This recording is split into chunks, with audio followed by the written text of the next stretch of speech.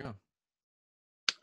Okay, there you go. I see. All right, everybody. It's Jason at 4, your pal, Realist News. Joe, aka all those. I've got a very special guest. His name is Crrow. He goes by Crrow. It's Crrow777.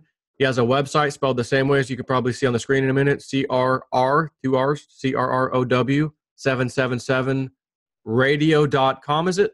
Yeah, that's correct. It's Crrow777radio.com. That is my private free speech zone. And of course, I'm on YouTube. It's just Crrow777. And of course, the word crow has 2 R's in it. Okay, so just so you know, everybody, I saw, a friend of mine is Sean, SGT Report. He had this gentleman on recently. I remember, I think, seeing a long time ago that video. I didn't realize it was you who put that out there with this wave thing across the moon. This weird, just weird, and I was like, what the heck was that, and I mean, it was quite a while back, but I guess that was you who broke that. I congratulations. I didn't know that was you, and I'm, getting to talk to you right now about this. It's fascinating. I got to tell you, I threw out flat Earth. I mean, I threw that out so fast. Like, this is ridiculous. Every other planet's a sphere, and you can look at a telescope and all that. And people are like, well, what if it's a disc? Not necessarily. I'm like, okay, but I'm just for everybody listening, I don't subscribe to that yet. And I say yet because I have an open mind, and I'm willing to change my mind if the data says you need to change it. And only if the data says that. The only thing in this world that matters is what you're doing is you're being an adult with an open mind, and you shouldn't accept anything anyone says before you take your God-given abilities and try to poke a hole in it. I laid down some examples on the Sargent report that I thought may or may not help people. One of them was Wernher von Braun's headstone clue that he left us all. Another one was the work by a man named Robotham, who showed 25 lighthouses with official government distances on them could be seen from too far away. But people, it's not an easy thing. You come through your whole life being told one thing, and the truth is, and let me back up a little bit. In 2012, I accidentally filmed the lunar wave near the equinox, the fall equinox. I hold on to that footage for a year. In 2013, October, I put up the lunar wave footage. The flat Earth movement kicked off 30 days later because so many people started to think, wait a minute, maybe I don't understand where I'm at, what the moon is, all these things. And they started challenging it all. And that's really where it went. And to be perfectly clear, I do not count myself a flat earther because I think a lot of I appreciate what the community is doing. They should be challenging, but I don't want to inherit a belief system. And I think many of the things I see are a bit short-sighted because there's so much more to it than just we've been lied to about where we exist. So just to get that on the record, but the lunar wave, the 2012 filming played a huge role in what happened next. And again, it's not an easy thing when you've lived into your adult life being told one thing, and then one day this other crazy idea is thrust at you that people have made fun of your whole life. But the truth is, you've got to challenge it. You've got to come at it with an open mind and see if there is anything to it. If someone wants to see that video right now, is that possible? Yeah, the easiest way for you to do it is I picked one. If you go to the SGT report on the clip he just put up in his little description under the episode, he linked to, I think, one of the best examples of the video. It's unfortunate. Some of the early videos I referred to the lunar wave as a hologram. I wish I hadn't done that. That was a huge mistake. And then I called it a facade. That was another huge mistake. But we didn't have the language to describe what we were seeing. And my co-host, Jason Lindgren, and I are about to drop a huge bomb that's going to be equal to the lunar wave with regard to the sun, and a discovery that I made in 2016, and I've just now been able to confirm. I'm on his side. Oh, there it is right here. It's a YouTube video, yeah? It is a YouTube video. Okay, so I just want to capture this. Right, and a lot of people emailed me and said, I can't see the video. They're putting up a poll that I got to take. But so it is getting censored, but if you're persistent, you'll be able to get through. I'm sure most of your followers are aware of the terrible censorship that's come to bear. And if you try to show any new discovery, they will do everything they can to prevent that information from getting out. Yeah, so this is like almost a 5-minute video. I have to take your you upload. It's your video. It is my video. Yeah, okay. All right, I'll put the link up for everybody. I just want to capture that because I know people will probably obviously wanting to look at that and watch it. It's only 5 minutes, guys, so you'll be able to see it pretty quickly. So if I mean you're out here looking, just look at the moon. Next thing you know, you see this thing. What is your first thought? Like, what the hell? I mean, like, it can't be fake because you know it's your equipment that caught it. So it's not like you're watching somebody else's stuff. This is you. So like, what No, goes through your mind? I did it firsthand. The first thing that that see this for the first time, they'll do what I did. When I first saw it, I thought, oh, my equipment's failing. Matter of fact, I held onto that clip for quite some time, actually deleted it off my computer, and then that night had the epiphany. If you notice the pan of the camera, this is the way it went down. Almost always I stay centered on the moon to increase my chances of catching something. For whatever reason, I panned below the moon and the wave started. Now, I was looking at a tiny little 3-inch LCD on the camera. I didn't see the wave start, so I panned back up to the moon and the wave caught up to the camera. That proves beyond doubt that it's a filmed event. That's the first thing you should understand. In the version of the clip you're looking at, I believe I show how it offsets the image of the moon like you're looking through water.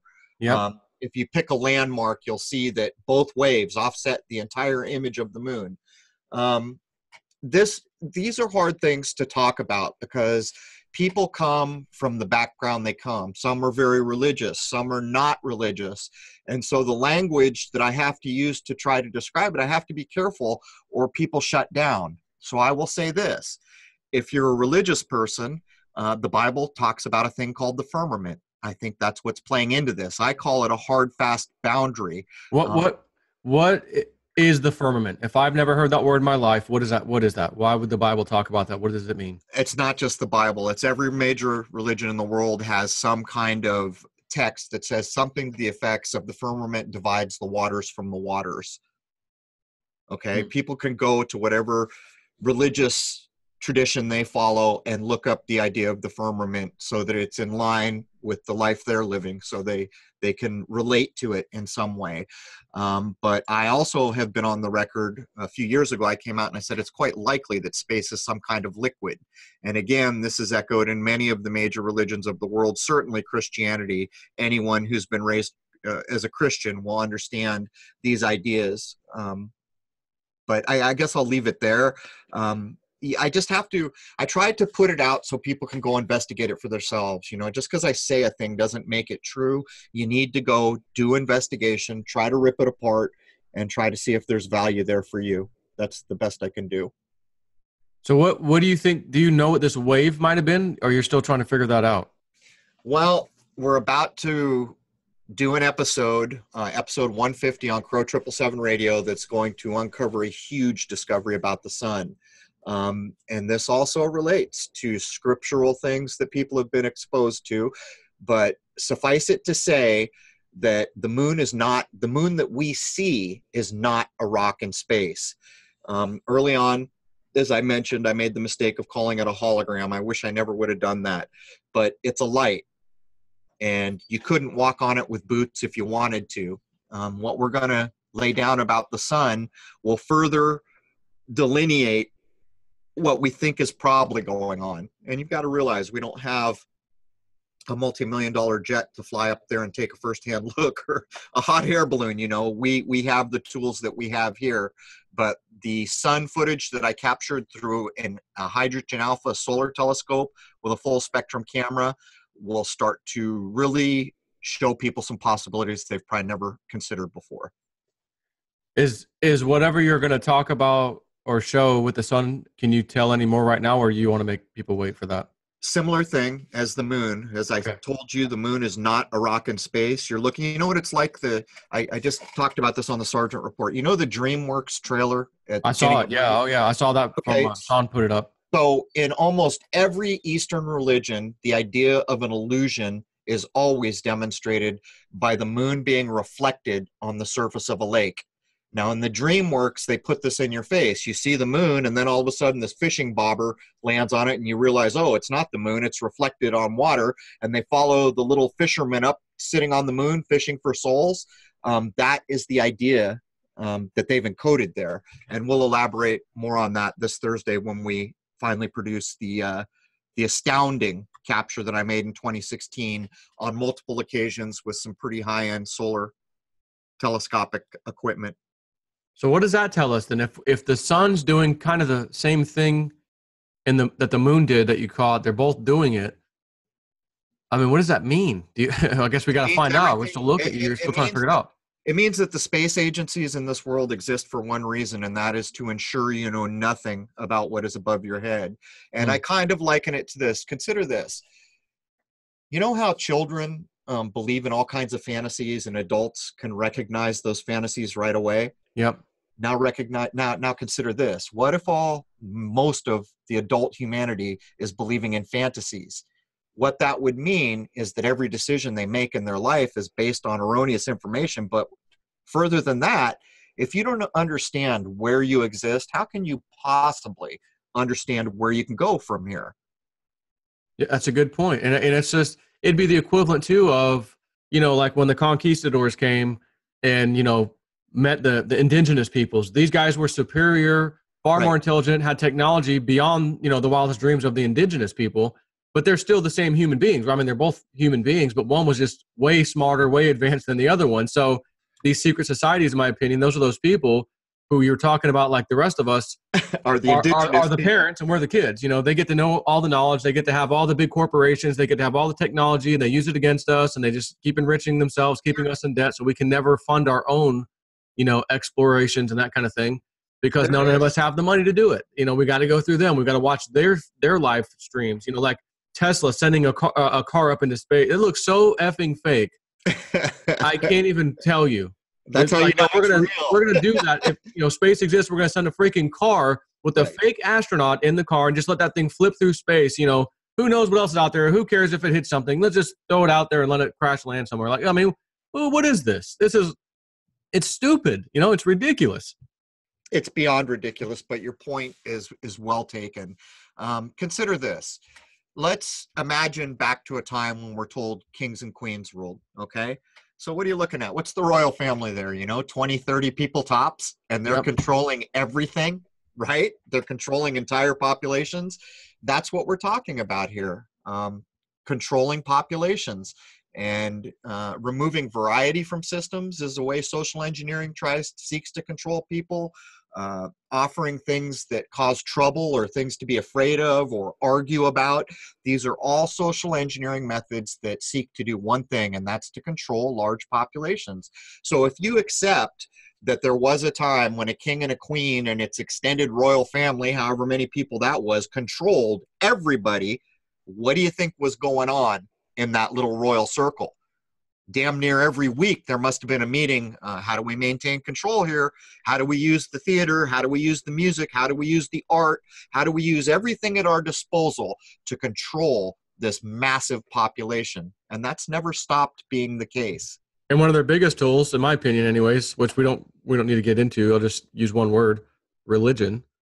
You look at all the different ones across the world. Everyone believes in all, similar stories. The Bible has similar stories, but it's like they took something and twisted it to their own benefit. And, then you got the King James version came out, and, well, who authorized that? Well, the King James did, well, who's he? Again, all these things that none of us question. I don't know if it was you or Sean who had mentioned it. You're like, oh yeah, we can't remember 3 years in the past, so they just changed the history on us, and we don't even remember that they changed it, and it's kind of the same thing. Well, in the, what was it, 14 or 15, I think the 1500s or so, that's when that change happened with the version of the Bible. Well, where did that come from? Who decided it was time? Did we all have a say so? No, it just happened. The king said so. Sorry about your luck. Take it or leave it, or you get your head chopped off. Okay. There's a whole story there. The Queen of England, one of her titles is Defender of the Faith. Well, what faith is she defending? She's defending the 1611. The 1611 encodes the 9/11 idea because the 9 is inverted to a 6. It's part of the long game. But one of the things that they were claiming back in the day, history is a lie agreed upon, so we're kind of talking about things we can't ever confirm, was that, well, we're not going to follow the Pope anymore and nobody speaks Latin, so we're going to put this Bible in the common man's language. Well, that's not a true thing either, because the language of the King James was not the common man's language.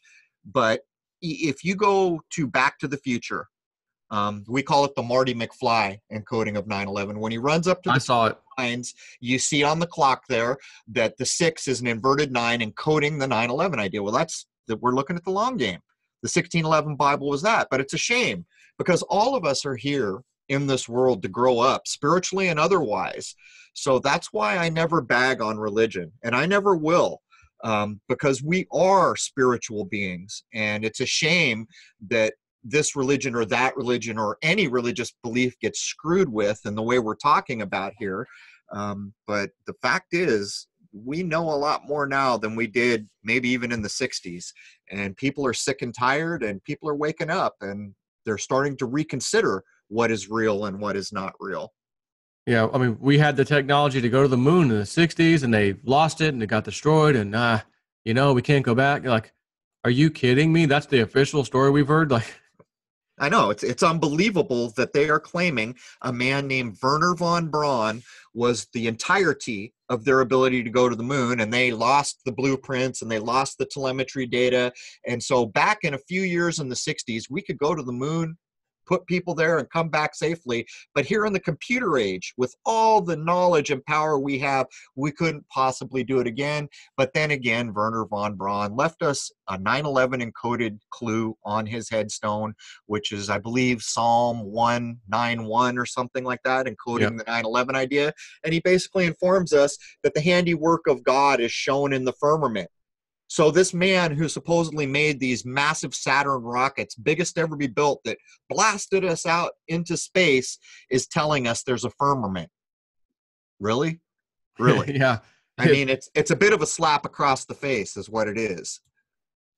So it's like, us citizens need to create our own freaking space agency or like Indeed. something, balloons, whatever it is, to get up there. Indeed. And just say, look, we're tired of these people. Again, Elon Musk comes up. Oh, he's one of the founders of PayPal or something, whatever, investor. And he's the new space guy. Okay, he's the new space guy. Sends up his piece of crap car, into the atmosphere. Again, so it's ridiculous. And he's the chosen one to, run this, multi-billion-dollar corporation. Again, like George Carlin said, it's a big. I got to tell you this. You might be surprised. There's a sci-fi writing. Gosh, I can't think of the name of it. It was written decades ago, and it claims that the governor of Mars, his name is Elon. Oh, come on. I'm not even kidding you. This is all a scripted game. I mean, if you looked at Elon Musk's resume, what would be one of the first things you see? Actor, right? He's in the Marvel movies. He's like Stephen Hawking. They're all actors. Yep. Hawking's whole thing was believe in the Big Bang. Well, I've got news. If anyone thinks laws mean anything, the laws of thermodynamics prove that the Big Bang is impossible. And if you go online, you'll find endless hardworking physicists that will say exactly that, but those aren't the popular guys, and those aren't the guys naming popular TV shows The Big Bang Theory. It's all a shell game, man. So to go back on the lighthouse study that was done where the guy, he picked 25 different lighthouses and you could see them, again, the theory is that around 25 miles out, you should start to not see something because the curvature of the earth. So do you know the furthest length they were able to see, how many miles it was roughly? Well, this is what I will say. People just go look up Robotham. Okay, that's his name. And actually the Sergeant report, the clip he just did, he puts on screen some of the Robotham work. I think that's the best way to do it. Basically, what it comes down to is when the government published how far you could see a lighthouse, you cannot fudge those numbers. If there's a massive ship at sea in terrible weather, they have to absolutely know when they see that lighthouse, they know exactly where they are.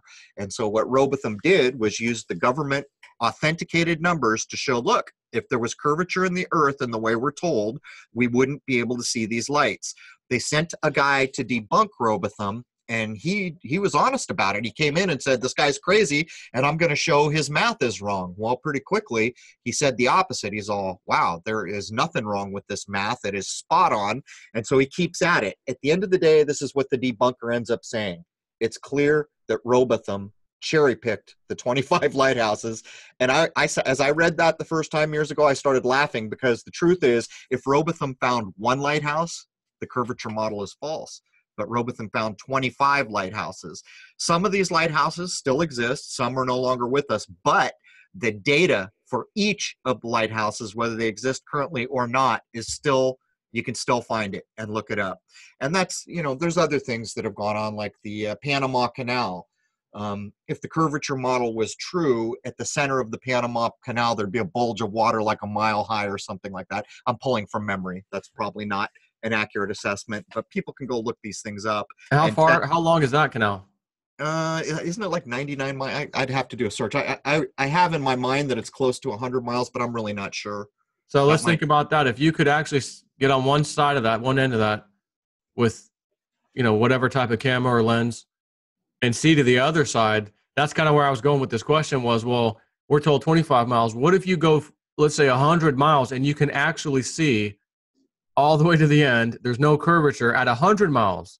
That would, in theory, say that that's difficult, though. It's at least 4 times right larger than we thought, the Earth or whatever in that case. But it's not even 4 times, because the 25-mile thing doesn't work either. So it's, well, here's the thing, though. To see 100 miles, I don't know if it's ever been done, but you've got to realize you're looking through atmosphere, moisture in the air pollution, all these things that can, like when they published how far you could see the lighthouse, they did it for fair weather, for foul weather, and for an average seeing day, I think were the 3 criteria. But here's the point. There are people now using infrared to peer through what blocks our visual spectrum, and they can see even further than we thought with the infrared. So, I mean, it kind of makes case in point of what you're saying. What if we could see 100 miles? I don't know what the actual largest distance is, but I do know that people recently used infrared to see a hell of a lot further than we're supposed to be able to. Yeah, I've actually heard that too, because with infrared, you can see way, way farther away. You can see through, yes, you know, even clouds and stuff sometimes. So, yep. I've done it. I have a full spectrum camera, and when they always chemtrail across the ecliptic, and it would block my view of sun and moon. When I got my full spectrum camera, I could look right through the chemtrails most of the time and still see a good moon. A little obscured, but nonetheless, I could see it. So, case in point. So, do you have an opinion now that you've done this research on, you know, originally chemtrails? Oh, they're trying to poison us, and I'm like, I don't think so. That's been going on for too long. No one's gotten sick. And then it's like, oh, well, they're trying to slow down the solar rays, you know, that hit the Earth, you know, to slow down global warming, whatever. Do you now think that it's possible that the chemtrails have something to do with you know, like people like you looking at that stuff or anything like that? I think that was probably just a happy side effect. It's pretty clear that it's about weather control. It's pretty clear that 3 heavy metals are constantly found. What are they? Barium, strontium, some form of aluminum, and these are not good for us. While they necessarily may not kill us dead instantly, anyone knows that Alzheimer's is huge now, and a lot of that is because of aluminum in brains. So there's a lot of things, but at the end of the day, they're seeking to control our world. And since they can't be gods of nature, nature is perfect from our point of view. And men and women can never be gods of nature. They're creating an artificial world with technology and all these things. They're going to try to control weather with chemtrails and frequency and all these things that they do. And when they've got all that in place, they can kind of be gods of their artificial creation that holds us all in thrall. The truth is when you go out in nature, there's no lie there. And it appears to be perfect from our point of view. If something needs to happen in nature, it will. And not only will it happen, it'll happen when it needs to. And men and women do not create systems that are to that level of perfection. That's all there is to it. Yeah. Wow, fascinating. Is there anything else you feel like we need to cover? I just want to thank you for having me on. If there's anything else you'd like to cover, I'm happy to do all of it. But I do want to thank you so much for taking the time to reach out to me. Well, again, everybody, I signed up to his site this morning, and I just watched the video, SGT Reports video, and I'm glad Sean's covering some, you know, other topics other than, you know, the trafficking of kids and all that stuff, which he's doing a great job on. But it's nice to see him cover other things that, you know, we don't really look at, or, you know, we're not supposed to look at, like this. And that got me to saying, you know, I got to sign up to this guy's site because I want to see what he's going to be publishing on the Sun and everything else he gets. And so I reached out to him this morning, which is Saturday, and he's like, yeah, we can do a video. I'll come on and do a video right now. I'm like, oh, cool, great. So I'm going to put this up, you know, soon and let everybody look at it. But again, tell them your site in case anyone else wants to sign up. All right. Just let me say, in these times of censorship, we need to come together regardless of our religious or political views or anything. You can find me on YouTube at Crrow777, Crrow777. But my private website is where it's at. That's where free speech rules, and I will not be censored there. That is Crrow777radio.com. Since the Sergeant Report video went up, the traffic there has become huge, and I think a lot of people are very interested in what we're about to show that I filmed in 2016 about the sun using a full spectrum camera, a hydrogen alpha telescope, and some pretty high-end tools. It's a bit stunning, but it is in the same wheelhouse as what we're seeing when we look at the lunar wave. It's basically demonstrating that what the space agencies have told us is unacceptable anymore. Incredible. Well, Crrow, appreciate you coming on. Who knows, after your sun video, maybe we'll be doing another video together, because it could be mind-blowing. You know, I got a feeling it probably will be. Get the word out again, you know, just the more people that know, the better. And I think, like you and Sean were talking about in the beginning of the video with him, the censorship. And I used to get, I mean, it would depend, 30, 50 new people a day on YouTube, 100 sometimes, you know, just fluctuate. Ever since that algorithm change, which was, you know, recent, December, I've actually been going negative every single day. I'm actually losing subscribers every single day. Not, even though I'm gaining a few, I'm losing more according to their stats. Yep. And it's just unbelievable. So that, you know, they're gearing up for the 2020 election. They don't want us to tell anybody anything. They want us to be on our, like Sean says, our own little island, saying, hey, here's your little free speech zone, have fun, when everyone else is, you know, living on the, you know, in the United States, so to speak, on the North American territory. We're off in a little island in the middle of nowhere, you know, shaking hands and chatting with each other. Like, well, no, we need people, the rest of the world, to hear what we're saying. Let them decide whether they want to believe us or not, or have a conversation about it. Don't just write us all, they're conspiracy theorists. No, we're usually conspiracy factualists. Honestly, it's what it turns out to be most of the time. But yeah, I mean, we just got to keep going. You got to put your site up, bring traffic over there. Of course, I'm sure if people search for things through Google, your site's probably not going to show up. So we just got to get word of mouth and tell people. So I'll gladly tell you know, like I am right now, everybody listening, you want to sign up to this website, I would say go for it. It's not that expensive. I think I signed up for like 3 or 4 months or something. It was like $21. It's $7 a month now. It used to be $5, but the cost of running private websites is running up because they're trying to censor us. But I wanted to ask you, how many years old is your YouTube site? I got my channel name in 2006, but I didn't really use it until about 2009, late 2009 maybe. And then from that point, I'd say 2010 forward, I started, you know, producing videos and things. And so you have years of stats to demonstrate what normal is, and you can prove factually, as can I, that the censorship that's going on is factual. It's absolutely not arguable. And the demonetization, all of it. That's right. That's 100%. Right. I used to get at least 100 subs a day. There were many days when it was 400 or 500. Then there were some that was a little less. Now what's gone on since December 12th, when they did the sub scrub on December 13 and 14, which was all artificial, just to reduce your subscription numbers. I run at less than a third of what I ever did. And that's everything, ad revenue and all of it. They're trying to starve us out. But what's worse is they're shadow banning. And what we're learning now is someone can actually make a comment, see their comment post, but no one else in the world sees that comment. They're doing things like cutting bandwidth. If they label you a troll or a conspiracy, they will cut bandwidth to your videos so they won't play back. So we all need to come together. And in the same way, my followers yelled and raised bloody hell when they deleted my account. Yours did too. And that should tell us all the power we have as a community. If you are sick and tired of the idea that this is going to become the animal farm and you do not have free access to the latest discoveries and information online, then understand that when we come together and we say knock it off, they basically knock it off, don't they? They back down. My channel proves it, and so does yours. Yeah, and Sean did the same thing. They wouldn't give him a reason, and next thing he knows, it's that even on Twitter, from what I understand, he asked Team YouTube. They said, okay, we'll look into it. They never said another word back to him, and his channel just got restored out of nowhere, just like mine. I don't know if yours was the same way. Did you get a notification, or did it just go back? Here's a hell of a story. So we run the Mandalay Bay nonsense to show everyone why that was just a skit, you know, a FEMA skit. And they take out my channel, but the third strike they give me is on a lunar wave video. Doesn't have anything to do with the Mandalay clip we just put up, because they didn't want people to think that was the reason, I guess. So I said right there and then, fine, I'm done with it. Everyone's all set up a new channel. I said, the hell I will. I put thousands of hours of work into that channel, and you think I'm just going to go back after they did that and create a new channel? So I'm 3 weeks down the road, I'm sitting there without a YouTube channel, and I get a copyright strike notice from YouTube. And I say, how the hell can I have a copyright strike? I don't have a YouTube channel. And so I go look, and there's actually a channel there with my name on it, but it's not really my channel. And the strike is for a Greg Carlwood on Higher Side Chats thing that I ran where he used music he shouldn't have or something.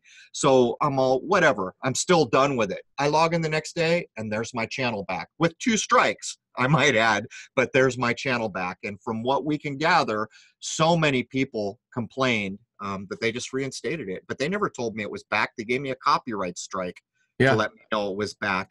Yeah, and I was talking about the Mandalay Bay thing too. I got a strike. A few days later, I'm going to pick up some pizza. I get a second strike on just a very general topic about people waking up. Like not believing government lies, and boom, strike number 2. Now I can't post, I can't upload, I got to wait 2 weeks and all that crap, or 3 months or whatever it said, you know. And I'm like, holy crap, what the hell happened? So all my people went on to Twitter and started complaining to the CEO of YouTube and all that. And then it, just like you said, it just came back out of nowhere. Of course, I didn't have any strikes at that point that got my attention. I was just said, you know, a few days had gone by. Let me just look. Oh, there's my channel, 100% standing. Everything's good. So yeah, you're right. They don't want people. But one of those strikes was, two of my strikes were from like years old videos. One of them was over 2 years old. Well, I'll go here with you. Not too long ago, I got a strike. This would have been, I think, last October. I want to say maybe earlier than that, because it said I couldn't live stream for 3 months. So this would have been November. This would have been around July or August. I get a strike out of nowhere from a video from like 2016, like a 2-year-old video about Germany wanting to change their constitution for the migrant something, and you know.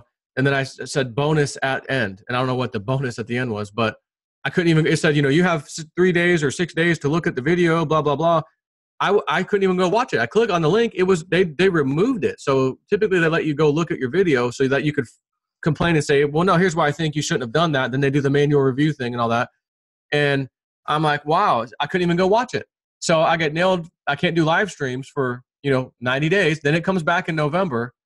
And then in November, I'm doing a live stream myself. I cut over to, I'm sharing my screen. I cut over to like some CNN nonsense I'm telling everybody about. And because they had a live video playing on that webpage, even though it was like up in the corner and I wasn't even talking about that, I get my live stream gets killed instantly while I'm doing it. I'm like, what the hell just happened? I try to go back in. It won't let me. I look in, I get an email. You're not allowed to live stream somebody else's live stream. Okay. I wasn't. I was commenting and I was sharing my screen talking about something else. And a little piece of a video came up and, boom, nailed. Up another 90 days. Can't live stream. That violates the rules of copyright anyhow, because if you were legitimately critiquing it, you're allowed to use some portion of things. That's a protection. True, yeah. But what I would say to everyone is, what do you think's going on here, folks? When people are just trying to share information, you're looking at a worldwide takeover of information, and by proxy, everyone in the world who will no longer be able to understand anything that isn't YouTube or Facebook approved or one of these major corporations. And by the way, every law you have ever thought you knew about free speech in this country anyhow is the government is not allowed to abridge free speech and expression. But I'll tell you another thing. The government has wholeheartedly backed these major corporations that are abridging free speech, and that is a violation of the very damn laws that do exist, which are intended to give you zero protection. Because anyone making a law that wanted to protect free speech would simply say your free speech cannot be abridged by anyone. That's not what it says. It says the government cannot abridge it. Yeah, so this is fascism, which is the merger of corporate and state powers. So the state, the government, merges, so to speak, with these corporate powers, and the government knows, well, we can't create these things are illegal, so we'll just, again, it's one and the same anyway. So the corporate powers, they get all the funding, they get all the bonuses, they get all the extra money, taxpayer funding stuff. I mean, I think it was you who mentioned this, that YouTube, when it first came out, had no revenue whatsoever. It was costing them a fortune to run, all the bandwidth and servers and hard drives and everything. The thing was growing out of control. And then all of a sudden, Google, who created to compete with it, Google Video. And I remember seeing a lot of videos on Google Video that were like trending, and all the 9/11 stuff was trending, and they didn't like that. But anyways, they couldn't compete with YouTube. So what do? They spend 1 point something billion buying out YouTube for something that's not even making money, or Right. was even about to make money. Like, Right. they saw that, oh my God, the whole world's going to use this platform, and if we don't get a hold of this thing, we won't be able to change the narrative ever. Spot on.